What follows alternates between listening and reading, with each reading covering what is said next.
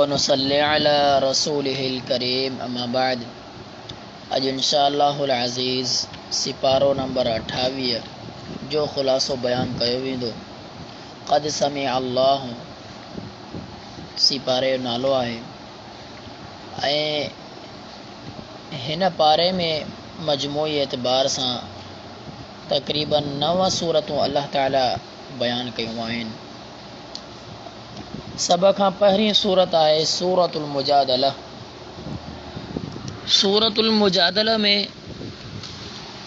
चंद ॻाल्हियूं आहिनि जेके बिल्कुलु इख़्तिसार सां ज़िक्र करणु मक़सदु आहिनि, छो जो त सिपारे में सूरतूं वधीक आहिनि। इख़्तिसार जे पेश नज़र बिल्कुलु मुख़्तसर ॻाल्हि खे वज़ाह सां बयानु कंदो हलां। सभ खां पहिरियों मसलो अल्लाह ताला इन सूरत में ज़िहार जो बयानु कयो आहे ऐं ज़िहार जा अहकाम ऐं उन जी वज़ाहत अल्लाह सुब्हानहु व तआला बयानु कई आहे त जेको शख़्स पंहिंजी घरवारी खे चवे त तूं मुंहिंजी माउ वांगुरु आहीं या मुंहिंजी भेण वांगुरु आहीं वग़ैरह अला हादल क़ियास, त उन जो अल्लाह रब्बुल इज़्ज़त कफ़ारो बि ॿुधायो त उन जो कफ़ारो छा आहे। सभ खां पहिरियां जेकॾहिं उनखे ताक़त आहे त ग़ुलाम आज़ादु करे, जेकॾहिं इन जी ताक़त न अथसि त 2 महीननि जा रोज़ा रखे, ऐं इन जी बि ताक़त न अथसि त इन खां बाद 60 मिस्कीननि खे मानी खाराए।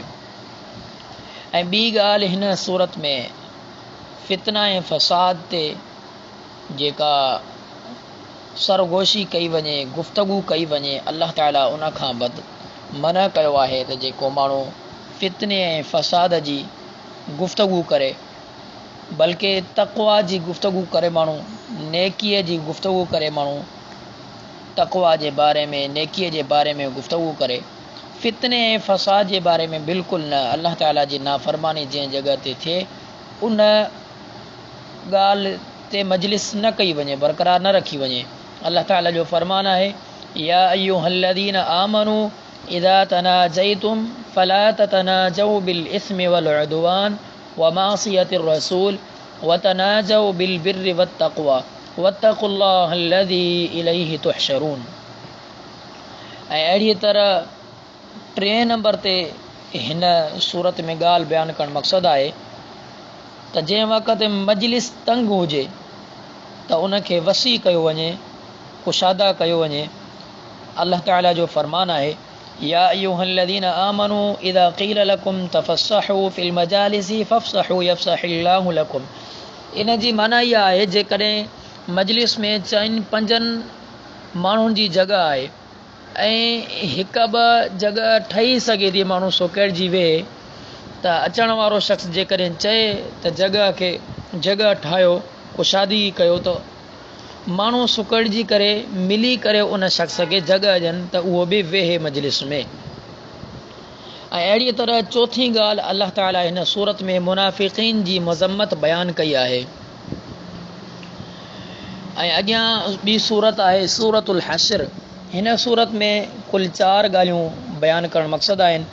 सभ खां पहिरियां बनु नज़ीर जे जिला वतन जो अल्लाह रब्बुल इज़्ज़त हिन में ज़िक्र कयो ऐं अल्लाह रब्बुल इज़्ज़त पंहिंजी कुदरत जूं चंद ॻाल्हियूं बि अल्लाह सुब्हानहु व तआला बयानु कयूं। ऐं 2 नंबर ते अल्लाह सुब्हानहु व तआला माले गनीमत जा मसला बि बयानु कया ऐं माले गनीमत जा अल्लाह रब्बुल इज़्ज़त चंद अहकाम बि वाज़े कया। ऐं 3 नंबर ते अल्लाह रब्बुल इज़्ज़त मुहाजिरीन ऐं अंसार जो तज़किरो कयो। मसलन मुहाजिरीन जो अल्लाह रब्बुल इज़्ज़त तज़किरो कयो लिल फ़ुक़राइल मुहाजिरीन अल्लज़ीना उख़रिजू मिन दियारिहिम। ऐं अहिड़ी तरह अॻी सूरत आयत में बि वल्लज़ीना तबव्वउद दार वल ईमान मिन क़ब्लिहिम युहिब्बून मन हाजर इलैहिम वला यजिदून फ़ी सुदूरिहिम हाजतम मिम्मा ऊतू व युअ्थिरून अला अनफुसिहिम वलौ कान बिहिम ख़सासा। ऐं अहिड़ी तरह अल्लाह रब्बुल इज़्ज़त हिन सूरत में मुनाफ़िक़ीन जी बि मज़म्मत बयानु कई त मुनाफ़िक़ीन जा अफ़आल अहिड़ा आहिनि। अल्लाह रब्बुल इज़्ज़त बेशुमार पंहिंजे मुक़द्दस कलाम में इन जी मज़म्मत बयानु कई आहे। अहिड़ी तरह अॻी सूरत आहे सूरतुल मुमतहिन। इन सूरत पूरी में सिर्फ़ु ॿ ॻाल्हियूं बयानु करणु मक़सदु आहिनि। सभ खां पहिरीं ॻाल्हि त काफ़िरनि सां दोस्ती रखणु अल्लाह रब्बुल इज़्ज़त इन खां मना कयो आहे। काफ़िरनि सां अगरचे केतिरो बि गहरो माण्हू दोस्त छो न थी वञे, लेकिन इन खां बावजूद बि काफ़िर कॾहिं बि पंहिंजो भाउ वांगुरु पंहिंजो ताल्लुक़ नथो जोड़े सघे, पंहिंजी मसलियत बरक़रार रखंदो आहे। अल्लाह ताला जो फरमान, या अय्युहल्लज़ीन आमनू ला तत्तखिदू अदुव्वी व अदुव्वकुम औलिया तुल्कून इलैहिम बिल मवद्दह वक़द कफ़रू बिमा जाअकुम मिनल हक़। ऐं अहिड़ी तरह ॿी ॻाल्हि अल्लाह रब्बुल इज़्ज़त जी हिन सूरत में इहा आहे, उहे औरतूं जेके हिजरत करे नबी सल्लल्लाहु अलैहि वसल्लम जे सहाबा वटि अचनि, पाण करीम सल्लल्लाहु अलैहि वसल्लम वटि अचनि, त उन्हनि जे ईमान जो इम्तिहान वठो। जेकॾहिं अवी मुतमइन थी वञो त हू वाक़िअतन मुसलमान आहिनि, त उन्हनि खे वापसि काफ़िरनि ॾे न छॾियो। अल्लाह रब्बुल इज़्ज़त जो फरमान आहे, या अय्युहल्लज़ीन आमनू इज़ा जाअकुमुल मुमिनातु मुहाजिरातिन फम्तहिनूहुन्न अल्लाहु अअलमु बिईमानिहिन्न फ़इन अलिमतुमूहुन्न मुमिनातिन फ़ला तर्जिऊहुन्न इलल कुफ़्फ़ार। अल्लाह रब्बुल इज़्ज़त जो अॻी सूरत आहे सूरत सफ़। सूरत सफ़ में टे ॻाल्हियूं बयानु करणु मक़सदु आहिनि जेके अल्लाह रब्बुल इज़्ज़त बयानु कयूं आहिनि।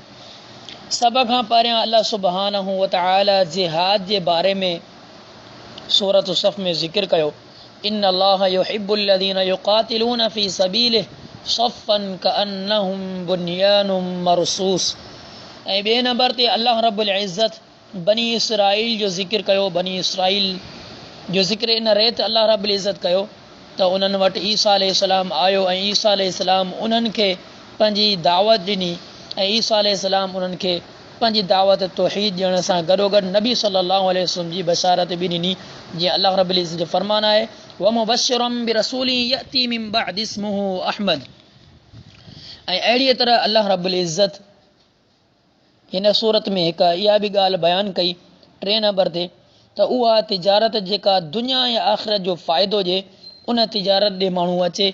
उहा तिजारत छा आहे? अल्लाह रब्बुल इज़्ज़त जो फरमान आहे, या अय्युहल्लज़ीन आमनू हल अदुल्लुकुम अला तिजारतिन तुंजीकुम मिन अज़ाबिन अलीम।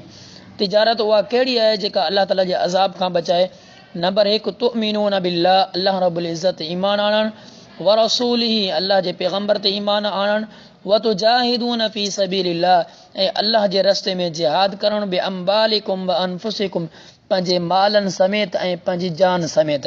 ज़ालिकुम ख़ैरुल लकुम इन कुंतुम तअलमून। हीअ ॻाल्हि अल्लाह रब्बुल इज़्ज़त वटि बहितरीन आहे जेकॾहिं अवी हिन ॻाल्हि जी अहमियत ॼाणियो ऐं हिन जो इल्मु तव्हांखे हुजे। अहिड़ीअ तरह अॻिते सूरत आहे सूरतुल जुमआ। हिन सूरतुल जुमआ में ॿ ॻाल्हियूं बयानु करणु मक़सदु आहिनि। यहूदियुनि जी अल्लाह रब्बुल इज़्ज़त मुज़म्मत बयानु कई। अल्लाह रब्बुल इज़्ज़त उन्हनि जी चंद ॻाल्हियूं बयानु कयूं मुज़म्मत में। मिसाल जे तौर ते यहूदियुनि जा जेके उलमा हूंदा हुआ उहे इल्म ते मुकम्मल अमल न कंदा हुआ। अल्लाह ताला उन्हनि जी मिसाल गॾह वांगुरु बयानु कई। अल्लाह सुब्हानहू व तआला फरमायो, मसलुल्लज़ीन हुम्मिलुत तौरात थुम्म लम यहमिलूहा कमसलिल हिमारी यहमिलु अस्फारा।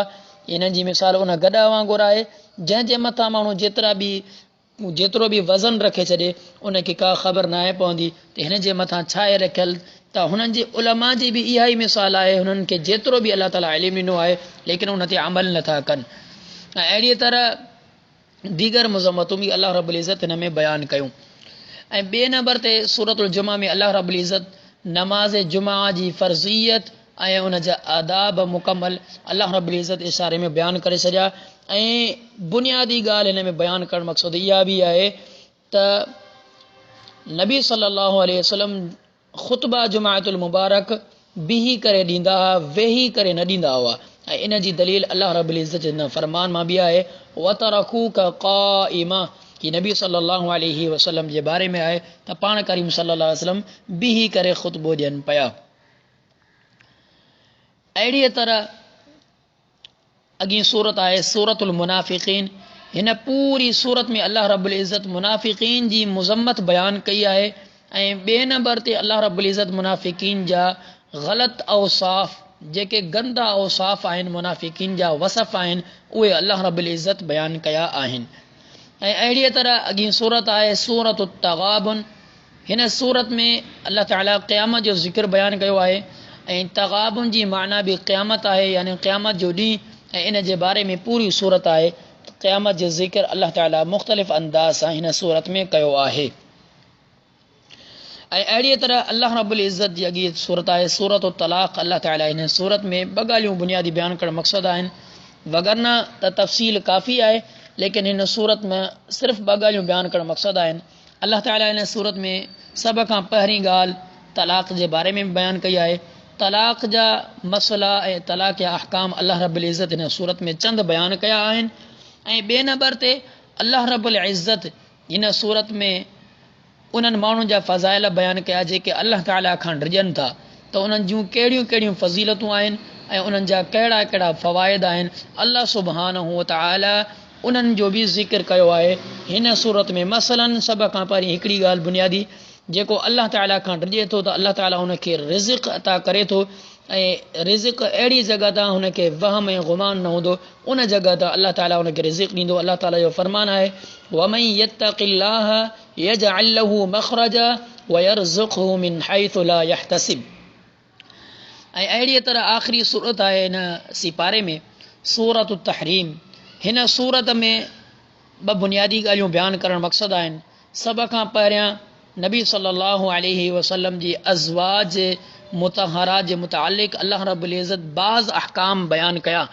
नबी सल्लल्लाहु अलैहि वसल्लम जी अज़वाज जे हवाले सां चंद मसला अल्लाह सुब्हानहू व तआला हिन पंहिंजी सूरत में बयानु कया। ऐं ॿिए नंबर ते अल्लाह रब्बुल इज़्ज़त हिन सूरत में ॿिनि औरतुनि जी मिसाल बयानु कई आहे। हिकु उहा औरत जेका बहितर ऐं बाअख़लाक़ आहे ऐं ॿी उहा औरत जेका ख़राबु आहे ऐं जंहिंजे बुरे अख़लाक़ जे करे अल्लाह ताला उन्हनि जी मिसाल बयानु कई आहे।